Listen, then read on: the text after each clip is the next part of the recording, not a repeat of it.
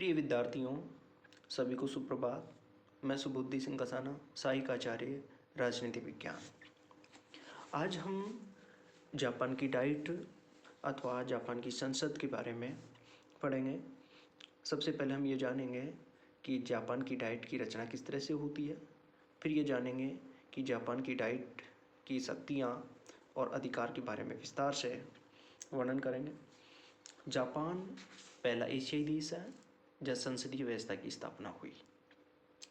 Japan की diet गैर पश्चिमी देशों में सबसे प्राचीन और सबसे अधिक अनुभवी विधायिका है। 1889 के मेiji संविधान के अंतर्गत भी साई डाइट की स्थापना थी, जिसके 2 सदन थे, एक पीयर सभा और दूसरी प्रतिनिधि सभा। ये साई डाइट पर्याप्त शक्तिशाली नहीं थी और इसे सम्राट या मंत्रिमंडल पर कोई नियंत्रण प्राप्त नहीं था। लेकिन जापान के वर्तमान 16 संविधान के अनुच्छेद 41 के अनुसार डाइट राजशक्ति का सर्वोच्च अंग, एकमात्र कानूनी या कानून निर्मात्री संस्था है। जापान के संविधान के 4थे अध्याय में अनुच्छेद 41 से लेकर अनुच्छेद 64 तक डाइट की रचना और शक्तियों का उल्लेख किया गया है। जापान की डाइट द्विसदनात्मक व्यवस्थापिका है। जापान की डाइट जिसके प्रथम या निम्न सदन को प्रतिनिधि सदन और द्वितीय और उच्च सदन को सभा सदन या पार्षद सभा का नाम दिया गया है। अब देखते हैं हम सेशन ऑफ डाइट के अधिवेशन। संविधान के अंतर्गत डाइट के साधारण, असाधारण तथा विशेष अधिवेशनों की व्यवस्था की गई है। साधारण अधिवेशन के लिए मंत्रिमंडल के निर्णय के अनुसार राज्यज्ञा जारी कर दी जाती है। यह अधिवेशन 1 दिसंबर से 10 दिसंबर के बीच किसी दिन अवश्य बुलाया जाना चाहिए। साधारणतः यह अधिवेशन 150 दिन चलता है, दोनों सदनों की स्वीकृति से, तथा दोनों सदनों की स्वीकृति न होने पर प्रतिनिधि सदन अपनी इच्छा से अधिवेशन की अवधि बढ़ा सकता है।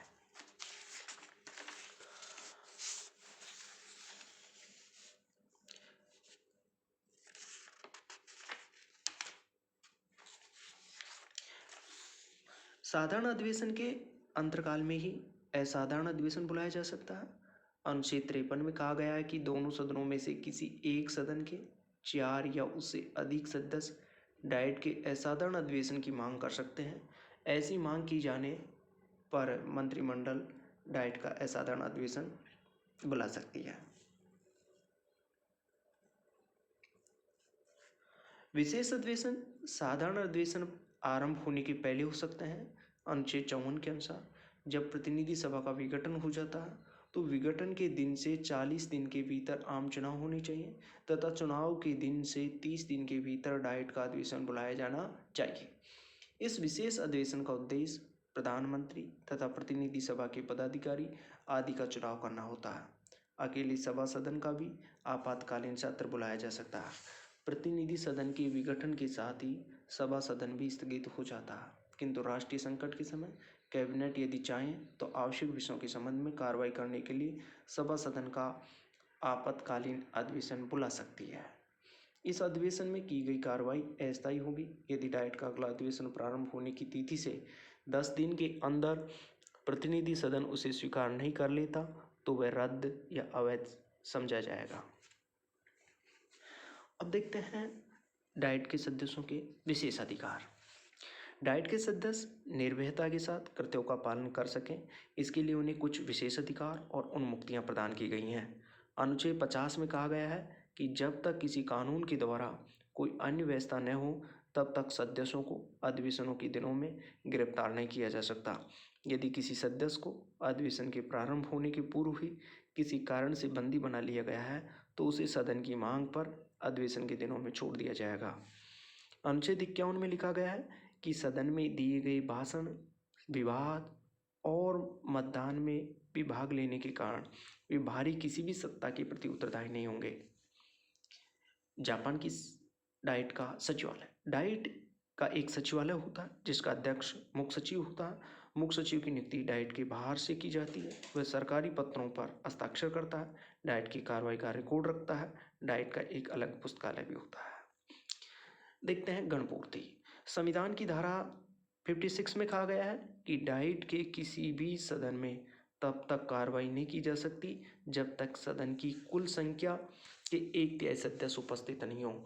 प्रत्येक सदन में प्रश्नों का निर्णय उपस्थित और सदस्यों की बहुमत से लिया जाएगा। समान मत आने पर सदन के अध्यक्ष को निर्णायक मत देने का अधिकार होगा। अब हम देखते हैं डाइट की शक्तियां तथा कार्य। राष्ट्रीय व्यवस्थापिका के रूप में डाइट को विधायी, प्रशासनिक, वित्तीय और न्यायिक सभी प्रकार की शक्तियां प्राप्त हैं। सबसे पहले हम डाइट की विधायी शक्तियों देखते हैं। अनुच्छेद 41 के अनुसार डाइट राज्य की सत्ता का सर्वोच्च अंग है और एकमात्र विधि निर्मात्री संस्था है। इसे नवीन कानूनों के निर्माण और पहले से चले आ रहे कानूनों में संशोधन, परिवर्तन की पूर्ण शक्ति प्राप्त है। ऐसा करने के लिए सम्राट की स्वीकृति की भी आवश्यकता नहीं है। इस प्रकार संविधान की सीमाओं में रहते हुए डाइट संपूर्ण देश के लिए किसी विषय पर कोई भी कानून बनाने के लिए सामर्थ्य रखती है। इस संबंध में केवल एक अंतर के साथ जापान की डाइट की स्थिति ब्रिटिश संसद के समान है। ब्रिटेन में लचीला संविधान होने और न्यायिक पुनरावलोकन की व्यवस्था न होने के कारण ब्रिटिश संसद द्वारा निर्मित किसी भी कानून के अवैधानिक होने का प्रश्न उत्पन्न नहीं होता। लेकिन जापान का संविधान कठोर है और जापान में न्यायिक पुनरावलोकन की व्यवस्था भी है। अतः जापान की डाइट द्वारा निर्मित ऐसे किसी भी कानून को जो संविधान की धाराओं के प्रतिकूल हो, सर्वोच्च न्यायालय अवैध घोषित कर सकता है। कोई भी साधारण विधेयक किसी भी सदन में प्रस्तावित किया जा सकता है और दोनों सदनों द्वारा पारित हो जाने पर कानून का रूप ग्रहण कर लेता है। लेकिन यदि किसी विधेयक के संबंध में दोनों सदनों में उग्र मतभेद हो जाए तो इस संबंध में अंतिम अधिकार प्रतिनिधि सदन को ही होता है। प्रक्रिया यह है कि यदि साधारण विधेयक को प्रतिनिधि सदन पारित कर देता है परंतु सभा सदन उसे अस्वीकार कर देता है या ऐसे संशोधन कर देता है जो प्रतिनिधि सदन को मान्य न हो, या सभा सदन उस विधेयक को 60 दिन की अवधि तक अपने पास पड़े रहने देता है, तो दोनों सदनों की संयुक्त समिति दोनों सदनों में कोई समझौता कराने का प्रयत्न करती है। लेकिन यदि समिति को इसे सफलता प्राप्त न हो और प्रतिनिधि सदन उपस्थित और मतदान में भाग लेने वाले सदस्यों के 2/3 बहुमत से उस विधेयक को दोबारा पास कर दे तो वह कानून का रूप धारण कर लेता है। इसके विपरीत यदि सभा सदन किसी विधेयक को पास कर दे और प्रतिनिधि सदन उसे अस्वीकार कर दे तो उच्च सदन उस पर पुनर्विचार नहीं कर सकता। इस प्रकार साधारण विधेयक के संबंध में सभा सदन की शक्तियां सीमित है और इस संबंध में प्रतिनिधि सदन को निर्णायक स्थिति प्राप्त है। सभा सदन एक विलंबकारी सदन ही है। उसके पास 60 दिन तक विधेयक को रोक के रखने का समय होता है। कहने का तात्पर्य 60 दिन रुक सकता है सभा सदन साधारण विधेयक को। अब देखते हैं कार्यपालिका संबंधी शक्तियां। न केवल विधि निर्माण वरना कार्यपालिका क्षेत्र में भी डाइट को महत्वपूर्ण शक्ति प्राप्त है। इस संबंध में उसका सर्वप्रथम और अत्यंत महत्वपूर्ण कार्य प्रधानमंत्री का चुनाव है। अनुच्छेद 6 के अनुसार सम्राट डाइट द्वारा निर्देशित व्यक्ति को ही प्रधानमंत्री नियुक्त करता है। प्रधानमंत्री का चुनाव डाइट का विशेष अधिकार कहा जा सकता है क्योंकि अन्य संसदीय प्रजातंत्रों में राष्ट्रीय व्यवस्थापिका को इस प्रकार का अधिकार प्राप्त नहीं होता। कैबिनेट के अधिकांश सदस्य डाइट से ही नियुक्त किए जाते हैं। कैबिनेट अपने सभी कार्यों के लिए डाइट के प्रति सामूहिक रूप से उत्तरदायी होती है। डाइट के सदस्य मंत्रियों से प्रश्न पूछने, उनकी नीतियों का स्पष्टीकरण मांगने और आलोचना करने के माध्यम से प्रशासन पर नियंत्रण रखती है। इसके अतिरिक्त प्रतिनिधि सदन अविश्वास का प्रस्ताव पास कर डाइट को पद त्याग करने के लिए बाध्य कर सकती है। डाइट न केवल एक विधायी और विचारात्मक निकाय वरना अमेरिका कांग्रेस की सीनेट के समान एक शोध संस्था भी है। अनुच्छेद 62 के अनुसार इसे प्रशासनिक शाखा की जांच करने की शक्ति प्राप्त है। डाइट की कुछ समितियों ने प्रशासनिक भ्रष्टाचार आदि की जांच में महत्वपूर्ण भूमिका अदा की है। डाइट शासन कार्यों की जांच द्वारा प्रशासनिक गतिविधियों पर अपना नियंत्रण बनाए रखने में समर्थ है।